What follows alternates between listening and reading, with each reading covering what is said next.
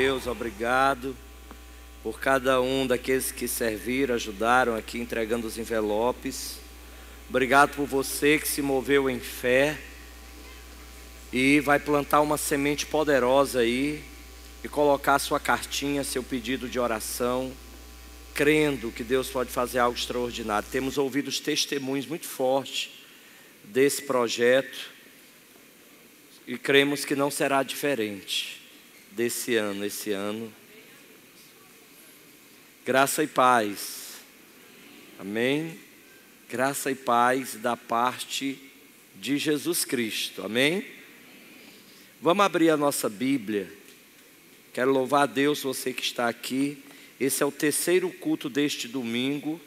Eu estive aqui pela manhã, ali no Templo 2, estive hoje à tarde aqui no Templo 1, e agora novamente com vocês, crendo que Deus fará algo especial, maravilhoso, crendo que vamos sair daqui com respostas, direções para a nossa vida. Esse ambiente do culto, ele é de suma importância para a nossa vida. Algumas pessoas dizem assim: ah, mas eu estou orando em casa, eu estou jejuando em casa. É lindo, mas nada substitui esse ambiente aqui, de comunhão, de estar com os irmãos, porque às vezes Deus vai falar com você através de um louvor, através de uma palavra, mas talvez Deus tenha uma resposta para você, conversando com o irmão ali fora no final do culto. Um testemunho que você ouve lá na lanchonete, comendo com o irmão, aquilo abre os teus olhos, te dá uma direção. Por isso do alerta que o Espírito Santo dá em toda a Bíblia, para a gente não deixar de congregar. Congregar é de suma importância. Precisamos estar aqui, precisamos estar nesse ambiente.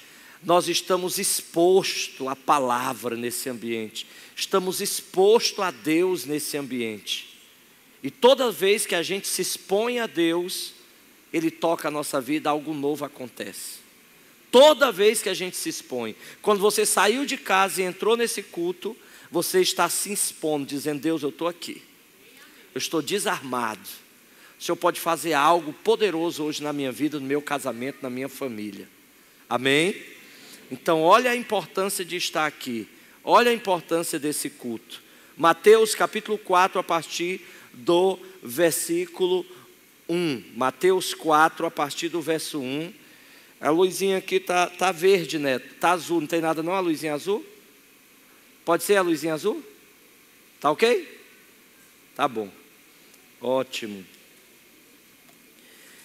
Mateus 4, a partir do verso 1. Encontraram? Assim, ou melhor, a seguir foi Jesus levado pelo Espírito de Deus ao deserto e foi tentado pelo inimigo.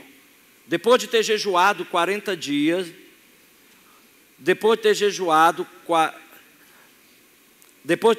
40 dias e 40 noites, teve fome. Então o tentador, aproximando-se, lhe disse: se és o Filho de Deus, manda que estas pedras se transformem em pães. Jesus, porém, disse: está escrito, não só de pão viverá o homem, mas de toda palavra que procede da boca de Deus. Então o diabo o levou à cidade santa, colocou sobre o pináculo do templo,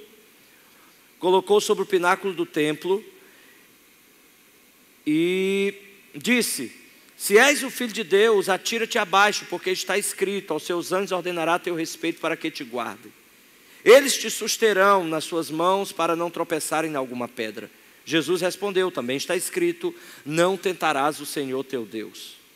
Ainda o diabo levou Jesus a um monte muito alto, mostrou-lhe todos os reinos da terra, todos os reinos do mundo, e a glória destes reinos, e lhe disse: tudo isto te darei se prostrado me adorares. Então Jesus lhe ordenou: retira-te, Satangôs, retira-te, Satanás.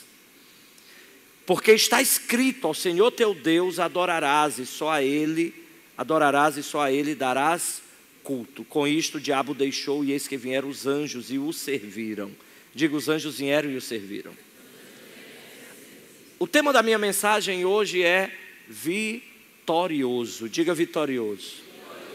Alguém pode ver essa mensagem, ou esse tema, ou esse fly, lá nas redes sociais da igreja, nas minhas redes sociais, algum pastor amigo pode olhar esse tema e dizer assim: o pastor hoje vai trazer uma mensagem lá na Peniel sobre autoajuda. O pastor vai falar que as pessoas irão vencer. O pastor vai dizer lá na Peniel que as pessoas vão prosperar, vão crescer. E o que eu quero dizer é que não é bem assim. Quando eu digo o tema dessa mensagem, vitorioso, eu estou falando de Jesus. Eu estou falando que está claro para cada um de nós que Jesus venceu. Nós seguimos e servimos um Deus vitorioso. Até para as pessoas que não fazem parte desse contexto religioso que eu e você fazemos, essas pessoas também, elas têm essa certeza que Jesus venceu. Se você perguntar para o amigo do trabalho, se você perguntar para o seu vizinho que não serve a Deus, perguntar assim: Jesus venceu ou perdeu? O que eles vão dizer? Jesus venceu. Eles podem não querer seguir Jesus, mas está claro para toda a humanidade a vitória de Jesus. E eu trago aqui algumas provas disso. Um homem que escolheu pessoas desqualificadas. Um homem que escolheu pessoas desfavorecidas. Um homem, olhe para cá, que escolheu pessoas que eram o resto da sociedade, que estavam à margem, como Pedro, Tiago, João e André, e fez desses homens apóstolos. Esse homem é um vitorioso. Aquele que venceu a morte e o pecado lá na cruz, com a sua morte, com a sua ressurreição ao terceiro dia. Esse homem que colocou o sistema religioso dos seus dias de cabeça para baixo. Jesus mexeu com as estruturas religiosas daqueles dias. O que a gente pode dizer de um homem desse? A gente só pode dizer que ele venceu. Não há dúvida sobre as vitórias de Jesus. Não há dúvida sobre as conquistas de Jesus. Mas o que mais nos impacta, irmãos, é como essas vitórias se deram. Como essas vitórias aconteceram. Porque percebam, olhe para mim. Às vezes nós contamos as nossas derrotas a partir das circunstâncias adversas, sim ou não? Sim. A gente diz o que como empresário? A minha empresa quebrou, eu fali porque chegou a pandemia. Meu casamento fracassou porque nós brigávamos muito. Nós não tínhamos como viver mais dentro daquela casa juntos. Olha para mim, a gente conta as nossas derrotas a partir das circunstâncias difíceis. Mas o que eu quero te dizer, que o que nos impacta em Jesus é que as circunstâncias eram contrárias, as circunstâncias eram adversas, não tinha nada favorável e Jesus vencia mesmo assim. Diferente do Gilberto, diferente da Allenberg, diferente de você que está aqui, Jesus, nos piores momentos, mesmo na cruz, num ambiente difícil, Jesus vencia naquele lugar. Provando para cada um de nós que é possível vencer, mesmo diante das maiores dificuldades. Porque estar na cruz não foi fácil, mas ali na cruz ele venceu. A força do inimigo foi quebrada. Hoje nós temos direito à vida eterna, ao perdão dos nossos pecados, à cura das nossas enfermidades. A partir de quê? A partir da vitória de Jesus. Hoje a cruz, esse objeto, ele é símbolo de vitória. A gente coloca na igreja, a gente coloca na casa, a gente usa lá no cordãozinho de ouro a cruz. E se tornou símbolo de vitória por causa de Jesus Cristo. Isso provando que mesmo diante das piores situações, das maiores adversidades, ele venceu. Ele conquistou. Ele se tornou um vitorioso. Olhe para mim. E olhando para Mateus no capítulo 4, no texto que eu li, tem algo extraordinário aqui.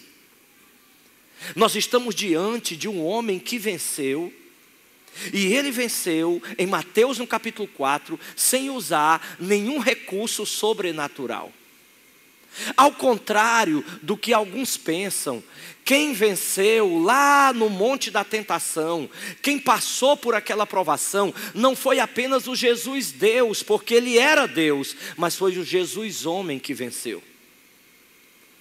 O Jesus que sentiu a fome que eu e você sentimos. O Jesus que sentiu a dor que eu e você sentimos. Para quê, pastor? Para provar que era possível. Quem venceu lá no Monte da Tentação foi o Jesus humano. O Filho da Maria. O Filho de Deus. Ele venceu naquele ambiente. Pastor, e ele é Deus? É. Mas lá no Monte da Tentação, ele é homem, carne, como eu e você.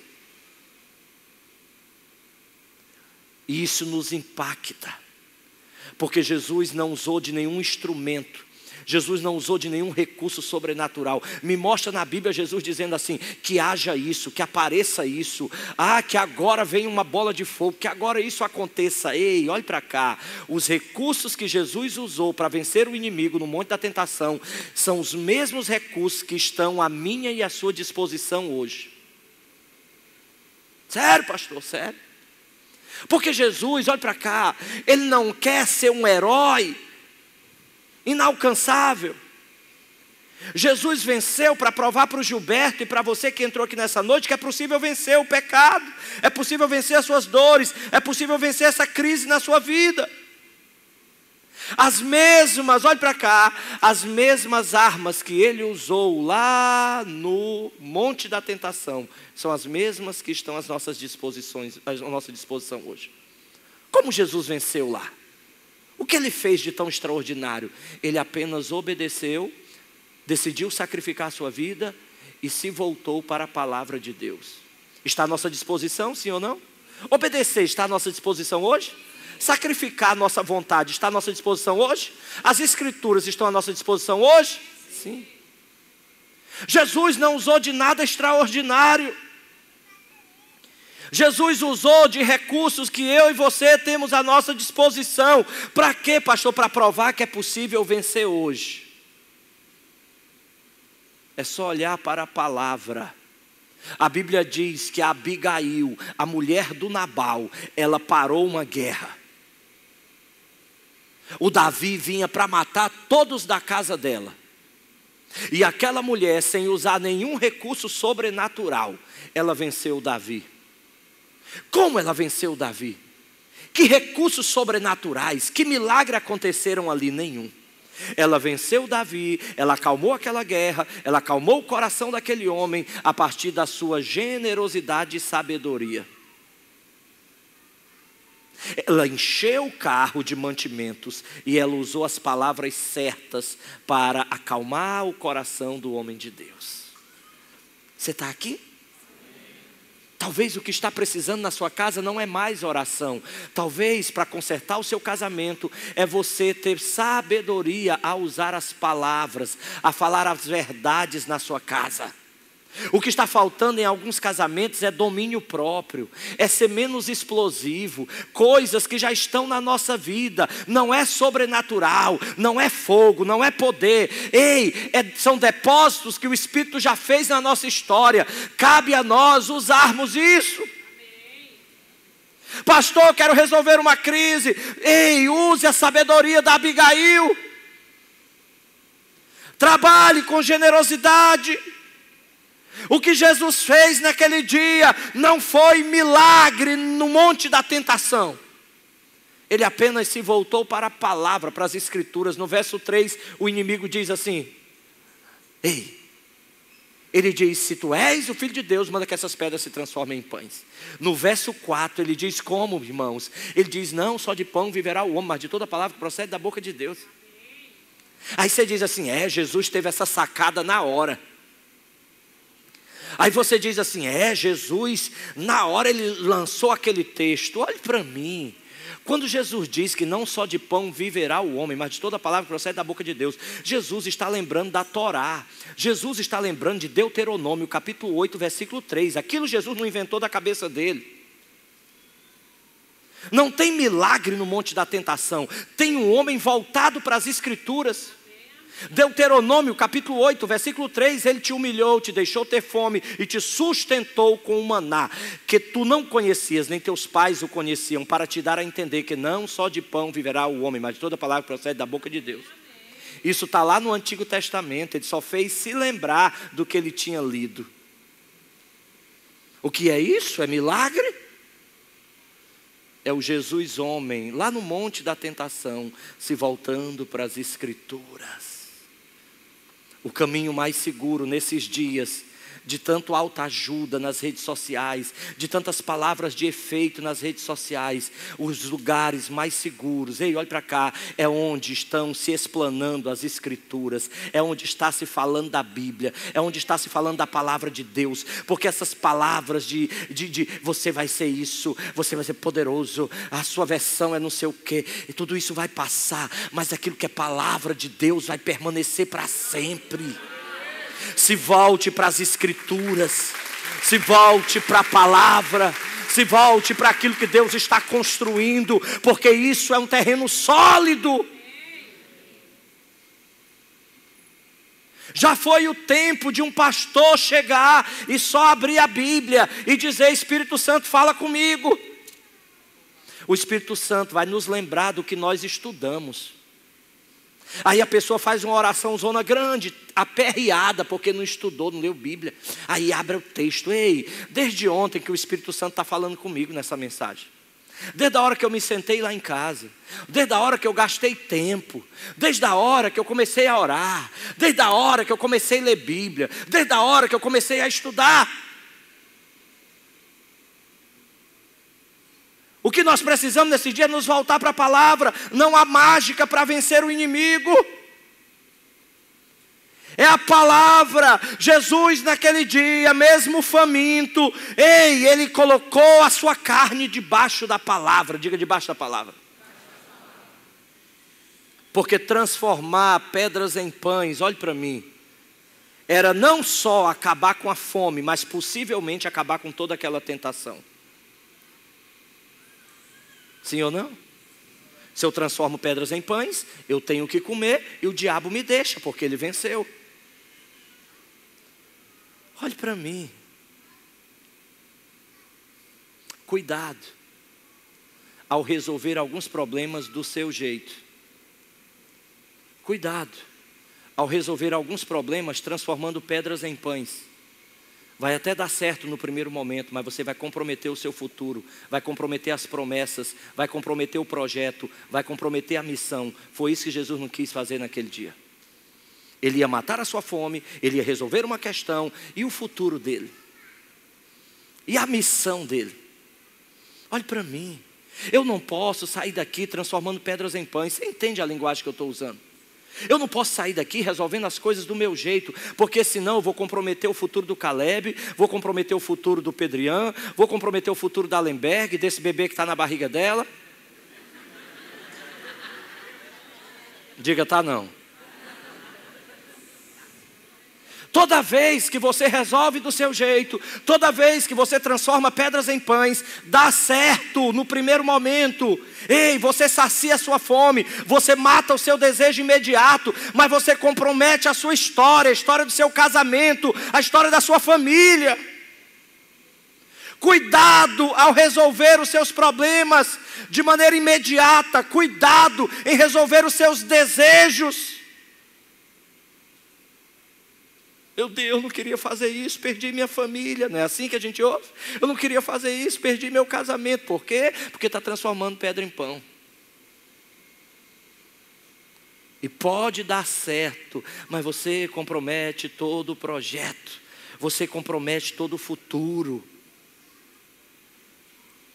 Você compromete o que Deus prometeu para você. Tem um texto que resume isso que eu estou dizendo.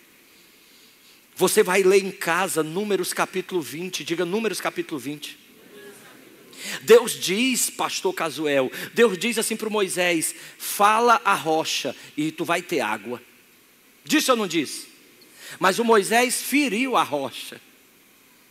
Números capítulo 20, você vai ler em casa. Feriu a rocha.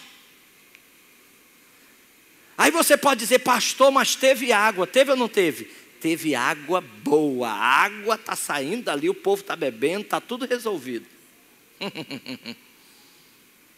Mas Deus vai dizer para ele: porque tu me desobedeceste. Porque quando eu disse para você falar a rocha, você feriu a rocha, você não entrará na terra que eu prometi dar aos filhos de Israel. Perceba que tem algumas coisas que a gente está fazendo e parece que está dando certo. Parece que Deus está no negócio. Aí a gente vive transformando pedras em pães, vive ferindo a rocha, mas está tendo água, está tudo acontecendo. Cuidado para não comprometer o seu futuro. Cuidado para não perder a promessa do Canaã. Cuidado para você não ficar fora da terra prometida. Porque a gente fica dizendo: não, mas tem água, está dando certo. A pergunta é: está dentro do plano? A pergunta é: essa situação na sua casa que você está resolvendo aí desse jeito, Deus está mesmo nesse negócio? Jesus não queria comprometer o futuro, irmãos. Não comprometa as promessas de Deus para a sua vida. Tem gente que Deus chamou para ser pastor, mas ele faz tanta besteira, ele se compromete, ele se rebela, ele divide igreja, ele começa a falar mal do pastor, ele começa a minar a liderança dele. Aí sabe o que acontece? Acontece que ele compromete o futuro dele, tinha até uma promessa para ele, mas ele escolheu o pior caminho. Nessa noite de ceia nós vamos escolher o caminho da vida. Vamos escolher o caminho da verdade. Nós vamos permitir que o Espírito, Ele que está conosco, se mova e nos conduza para esse lugar de milagre, para que a gente não viva, não saia por aí transformando pedras em pães. Um casal abençoado lá da Igreja Batista do Angelim, 17 anos caminhando com o pastor Joaquim. Quantos anos? 17. Decidiram se sair da igreja, levar a gente e abrir uma igreja. Eu conversando com o pastor Joaquim, eu disse: cadê o casal fulano de tal? Futuro lindo, potencial maravilhoso. O pastor Joaquim disse: estão lá por São Luís. Eu digo: e a igreja? Não existe mais igreja. Um dia desse ele entrou no meu gabinete, pastor Joaquim, dizendo, me pedindo uma ajuda financeira, e eu dei para ele. Porque toda vez que eu saio por aí transformando pedras em pães, fazendo as coisas erradas, fazendo o que não deveria ser feito, eu comprometo o meu futuro, eu perco a promessa, e alguns ainda culpam Deus por isso. Você tem uma promessa sobre sua vida? Não fira a rocha, não faça a sua maneira, não faça do seu jeito. Você tem promessa para casamento, para um homem da sua vida, uma mulher da sua vida, não faça do seu jeito.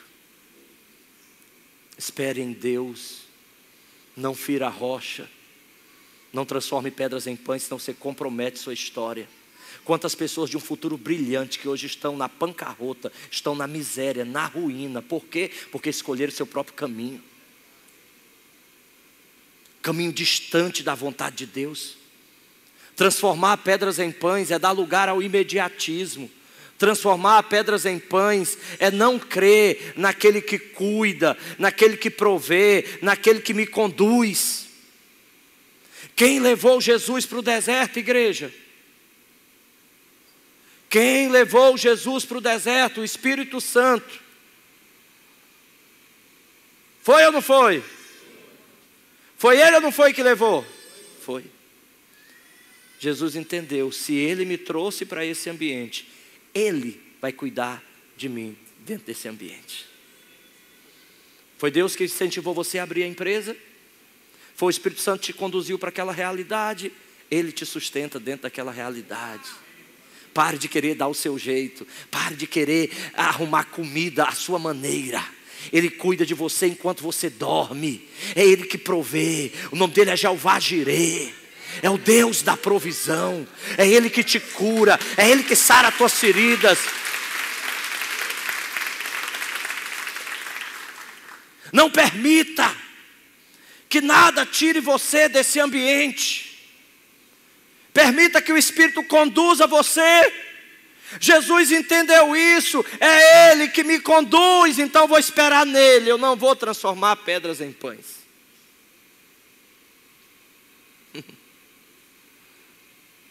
Eu me lembro, antes da Peniel, quantas propostas nós não tivemos para ser pastor. Mas propostas, algumas delas, que era transformar pedras em pães. Se eu tivesse aceitado, eram propostas melhores do que a da Peniel.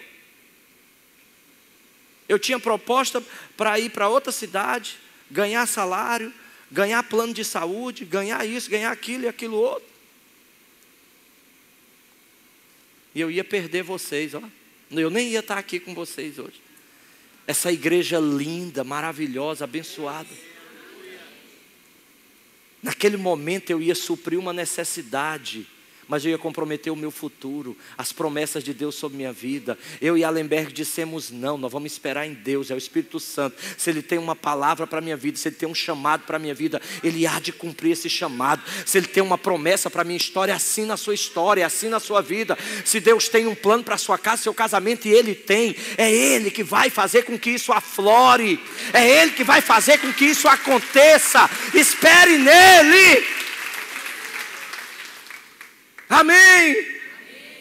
É o Davi que diz assim: eu não quero as armas do Saul, eu quero 5 pedras lisas do ribeiro, porque foi assim que eu venci o urso e venci o leão, dependendo do Senhor, e é assim que eu vou vencer esse filisteu. Está comigo? A gente venceu o urso, a gente venceu o leão, mas na hora de vencer o filisteu, a gente quer usar um truque. Quantos pastores usando truques? Quantos líderes usando truques? Para vencer o filisteu, eu não preciso de truques. Eu preciso de 5 pedras lisas do ribeiro, alforje de pastor. Eu preciso de uma funda. Eu preciso da unção do Espírito sobre minha vida. Eu preciso dele me conduzindo. E eu vou acertar na testa. O gigante vai cair. Não use truques no seu casamento. Não use truques na sua vida. Não use truques no seu ministério. Você entende quando eu falo truque? Não use truques aonde você trabalha para ganhar um dinheirinho a mais. Vai ser uma praga para a sua vida. Uma miséria para você. Leve a sério o que Deus está construindo na sua vida. O inimigo, irmãos, ele vai atacar as áreas mais fracas da nossa história. A primeira investida do inimigo é aonde? É na necessidade de Jesus. Jesus está com fome, 40 dias e 40 noites sem comer. Fome. A fome do leão, irmão. A fome de alguns jovens que estavam na feijoada hoje.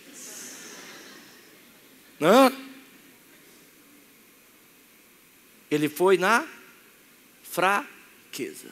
Manda que essas pedras se transformem em pães, vai ter comida, essa é a tua fraqueza. Perceba que o inimigo vai atuar na sua fraqueza.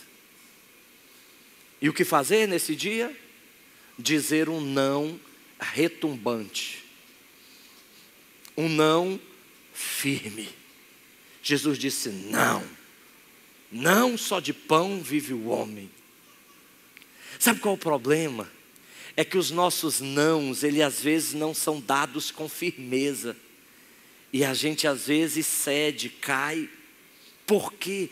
Porque os nossos não são os nãos do Sansão, muitas vezes. Jesus, quando ele diz, manda essa transforma em pão, não. Perceba que o inimigo não oferece mais aquilo, ele vai agora atrás de outra estratégia. Por quê? Porque Jesus deixou claro, ele era firme, dizendo não. O não do Sansão é assim, ó.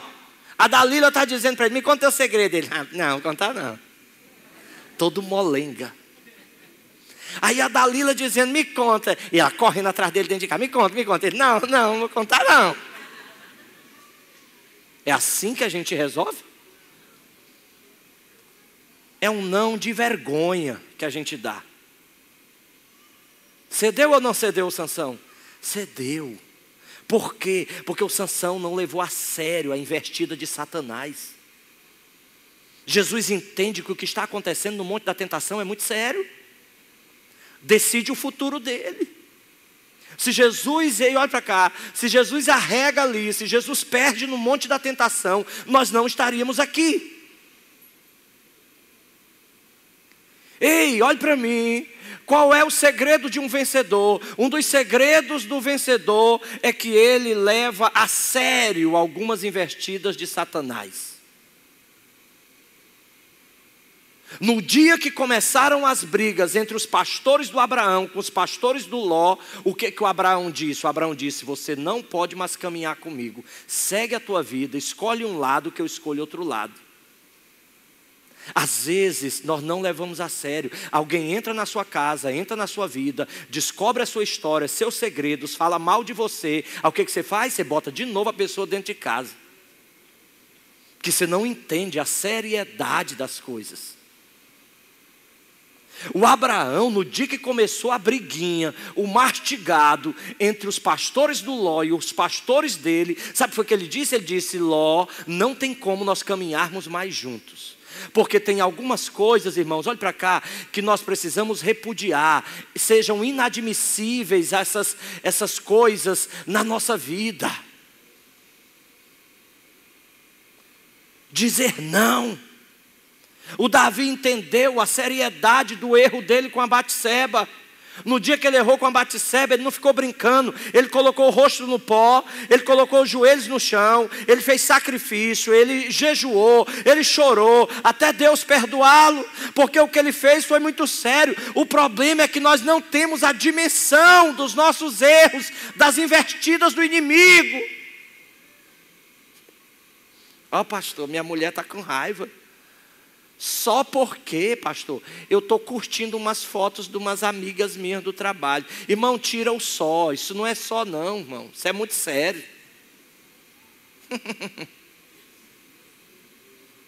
Você está entendendo? É gente que não tem a dimensão do tamanho daquele negócio. Pastor, a zanga do meu marido é porque quando ele chega em casa, ele nunca me encontra. É porque eu estou na casa da vizinha, eu fui na casa da minha mãe, nossa casa está bagunçada. Pastor, mas eu vou voltar já já. Isso não é só, isso é sério.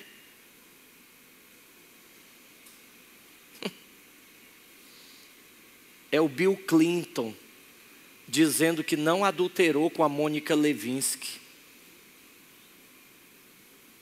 E você, se estudar a história, você sabe o que aconteceu. É o Bill Clinton se fazendo de desentendido. As investidas de Satanás são sérias. Ele é um derrotado na nossa vida. Mas você precisa levar a sério.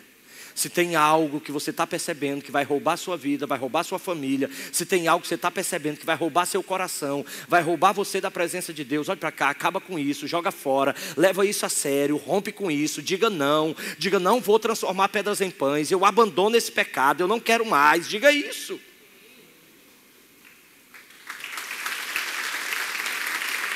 O vitorioso, ele não precisa de algumas provas. Diga, não precisa de algumas provas. O inimigo diz assim: lança-te daqui para baixo, porque está escrito, aos seus anjos dará ordem a teu respeito para te susterem, para que tu não tropece nenhuma pedra. Verdade ou mentira? Diga verdade. Verdade. Está escrito que os anjos vão guardar Jesus? Diga tá. Mas Jesus diz o quê? Também está escrito, não tentarás o Senhor teu Deus. Sabe o que Jesus está dizendo? Eu não quero pagar para ver. Minha fé é tão forte que eu não preciso me jogar daqui para saber que Deus cuida de mim. Minha fé é tão substanciada que eu não preciso de provas. Acabe com esse negócio. Deus, aparece nesse quarto aqui para mim, senão eu vou me desviar. Acaba com isso.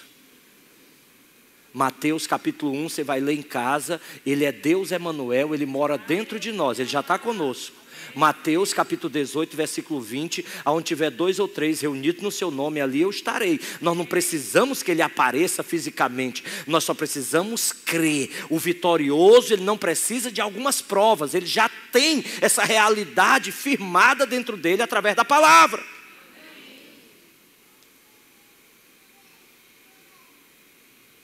É gente que quer, olhe para cá, é gente que acha que a sua vida vai mudar só no dia do sobrenatural. Irmão, nós já temos a palavra. Eu estarei com vocês. Deus está aqui ou não está? Está. Deus habita no meio dos louvores, sim. Deus mora dentro do Gilberto, sim. Eu sou a habitação de Deus. O Espírito está na minha vida, na sua vida, está conosco. Aí tem gente romantizando tudo. Ele assiste os filmes e ele quer que a janela bata e entre o vento. Ele quer que quando ele leia a Bíblia, as letras fiquem douradas. Porque ele floria muito a sua relação com Deus. Não floria a sua relação com Deus. Nós temos a palavra e isso é suficiente para nós.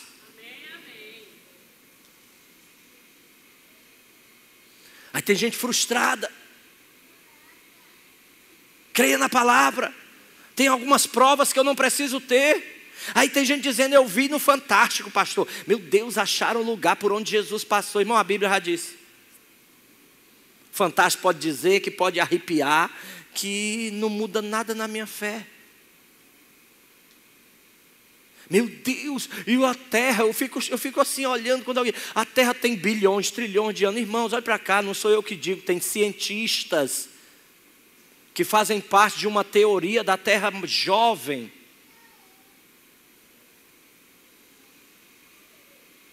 Teorias bem substanciadas da ciência, que dizem que a terra não tem mais de 9.000 anos. Pastor, e aí que essa teoria é boa para mim, mas eu vou além dela, eu fico com o que está escrito.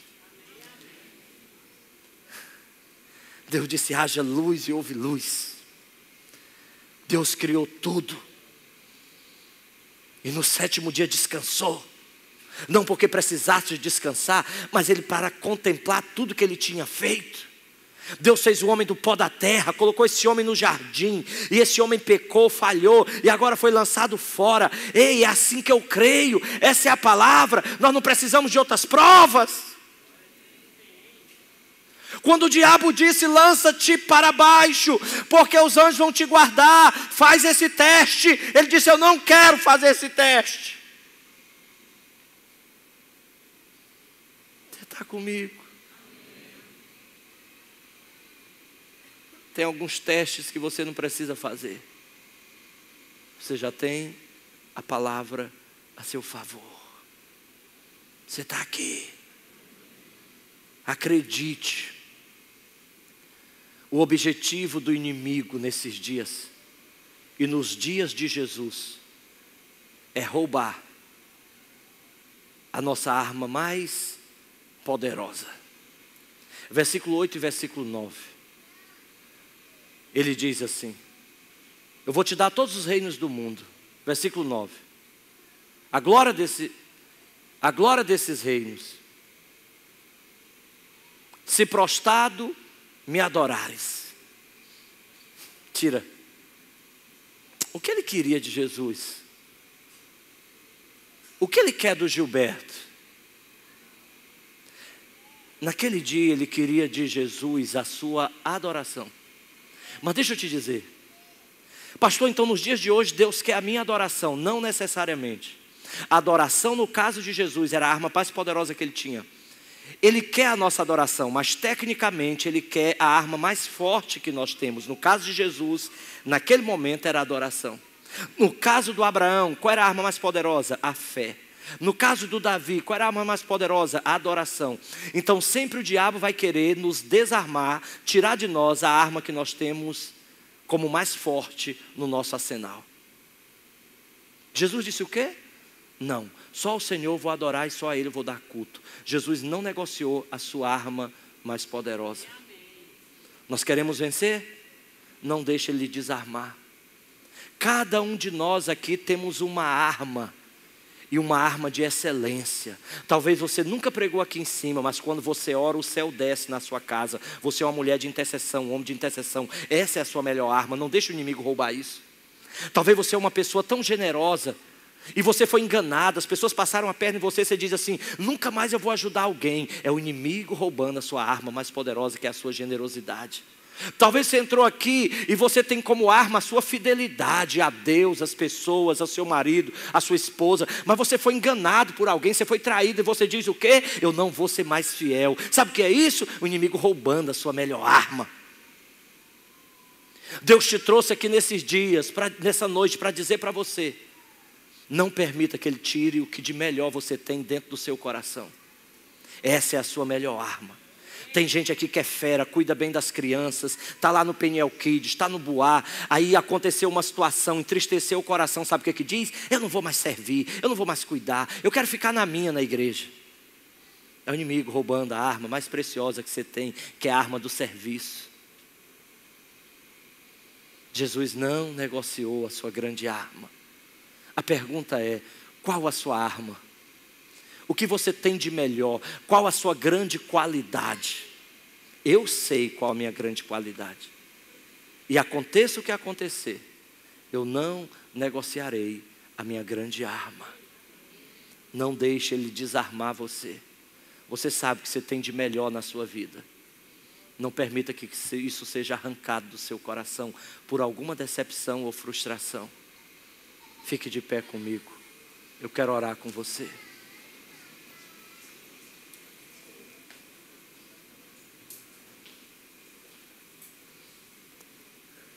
Diga assim, só ao Senhor eu vou adorar. Só a Ele eu vou dar culto. Não negocie a arma da adoração. Quem é você, mulher, que entrou aqui hoje? Você é uma mulher de Deus. Quem é você, homem, que entrou aqui hoje? Você é um homem de Deus. Não permita que ninguém amargure seu coração. Não permita que ninguém roube a alegria que você tem. Não permita que ninguém faça de você alguém murmurador, reclamador, alguém que passa pela vida triste porque você se decepcionou. Não permita que o inimigo lhe desarme. Quantos nessa noite vão viver uma vida nova, desejosos de vencer como Jesus venceu? Coloque a mão no seu coração, faça uma oração, clame a Ele, diga: Deus, assim como Jesus foi tentado e venceu, eu quero também vencer. Assim como Ele foi tentado e venceu, eu também quero vencer. Aleluia, aleluia, aleluia, aleluia, aleluia, aleluia, aleluia.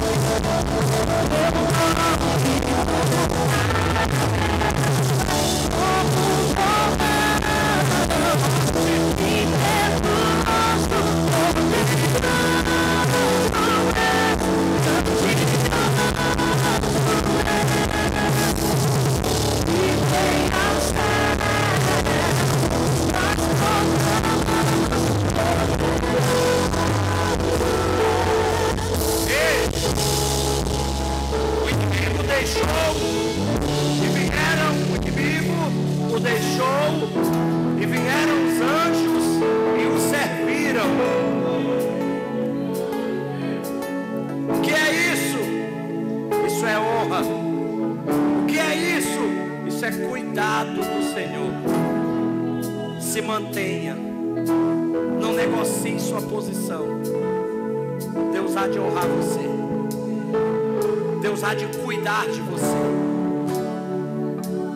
Não negocie sua posição. Deus envia anjos para nos sustentarem, para trazer a bênção. Para quem, pastor? Para os fiéis, os que venceram a prova, os que venceram a tentação. Levante suas mãos. Deus te abençoe. Deus abençoe tua casa. Deus te dê vitória sobre essa prova que você está passando. Deus te dê vitória sobre essa crise que você está vivendo. Deus te dê vitória.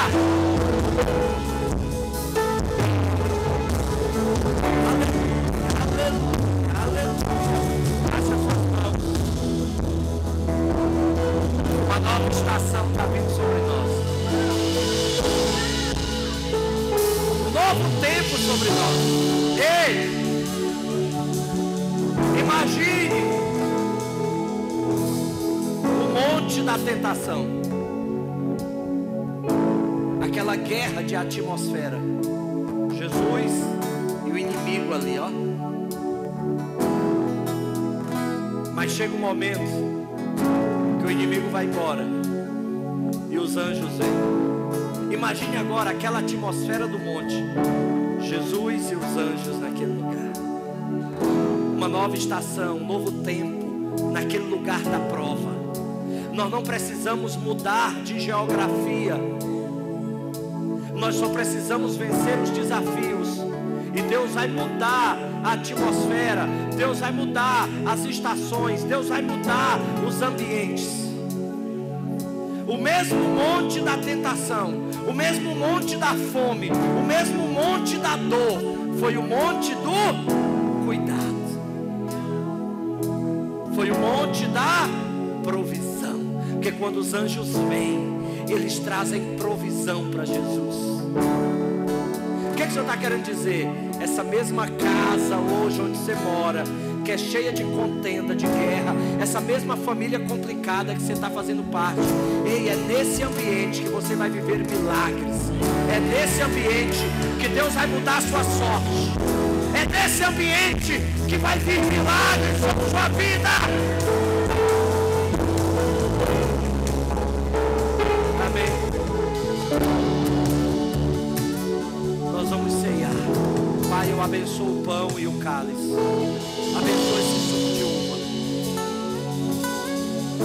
Que ao comermos desse pão, bebermos do cálice, sejamos renovados, restaurados, curados, avivados na nossa fé e possamos vencer algumas guerras. Em nome de Jesus Cristo. Você que é batizado nas águas, que está em paz com Deus, seu coração está bem, você pode sair do seu lugar. Lá atrás também tem pão e tem cálice. Bebe o pão e o cálice, mas não beba e nem coma agora. Isso és a palavra, com Deus Altíssimo,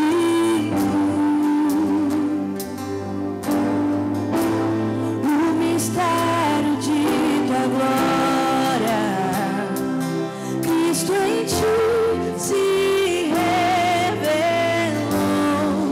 Ó, quão lindo esse nome é, ó, quão lindo esse nome é, o nome de Jesus, meu Deus.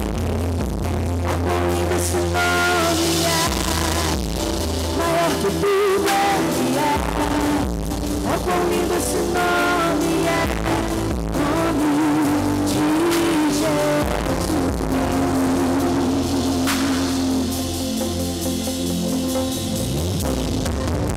Deixou o sol para buscar-nos, veio para nos resgatar. Amor maior do meu pecado, Nada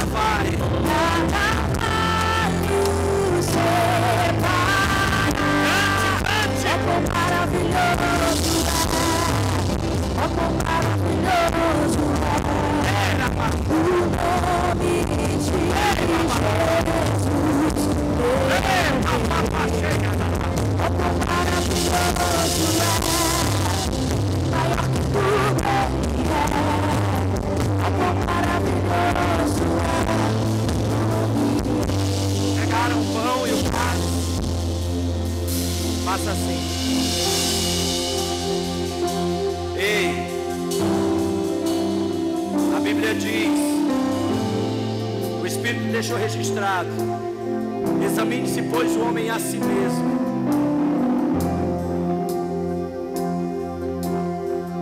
para que coma e beba na Santa Ceia.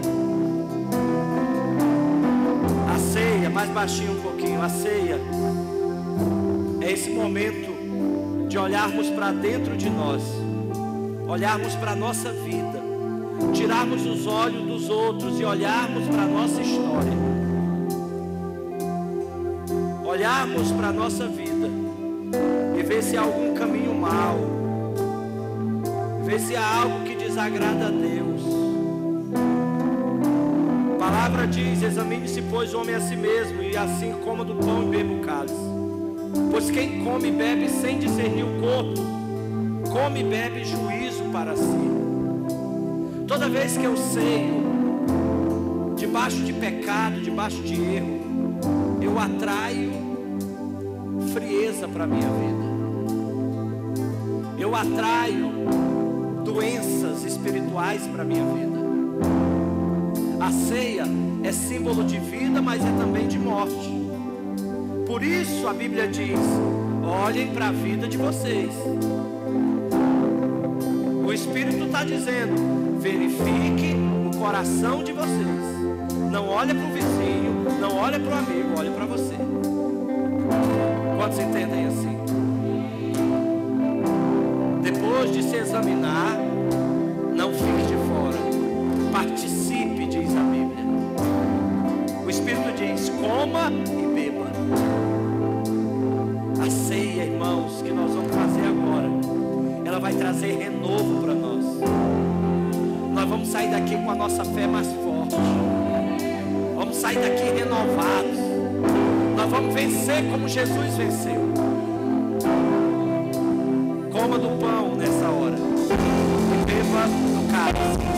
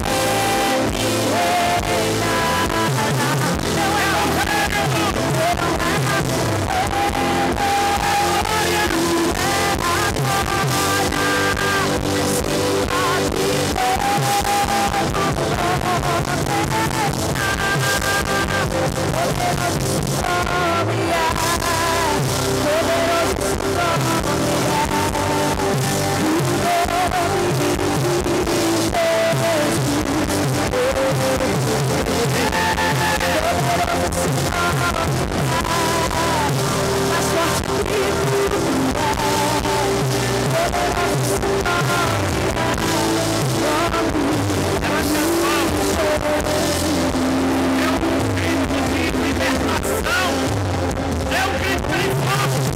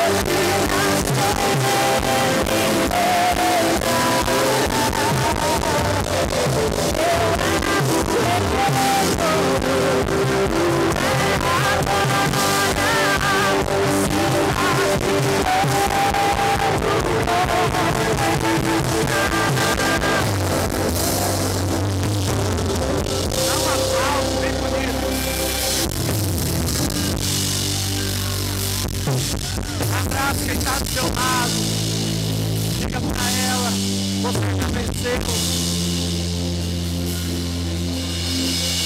Aleluia. Tem alguém hoje aqui que quer aceitar Jesus como Salvador da sua vida? Me dá um sinal se você quer. Ouviu essa palavra, né, pastor? Ora por mim. Vem logo, não tenha medo. Cadê você? Me dá um sinal. Você quer se reconciliar? Vem aqui. Me dá um sinalzinho assim. Vem aqui. Você quer se reconciliar?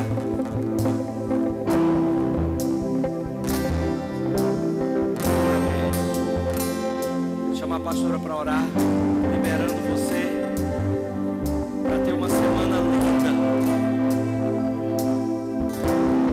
Esse mês de dezembro, Deus colocou isso no meu coração. É um mês de transição para uma nova estação na nossa vida. Se segure. O que Deus vai fazer em 2025 na nossa história é extraordinário. Aleluia. Ei, eu creio. É como se dezembro é o mês de transição. É como se dezembro fosse o caminho que nos leva a Canaã.